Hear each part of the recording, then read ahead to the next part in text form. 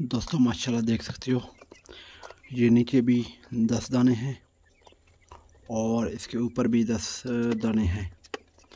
तो ये हैं 3 दिन के और इसमें कुछ 8-7 दिन वाले भी हैं और कुछ इसमें 12-13 दिन वाले भी हैं। बाकी दोस्तों देख सकते हो माशाल्लाह हमारा बटेर फार्मिंग। और जिन दोस्तों को बटेर की चूज़े चाहिए होंगे तो मुझे मैसेज करें या ईमेल करें, तो उन दोस्तों को लाजमी जो है ना जवाब मिलेगा और बटेर के चूज़े भी मिल जाएंगे।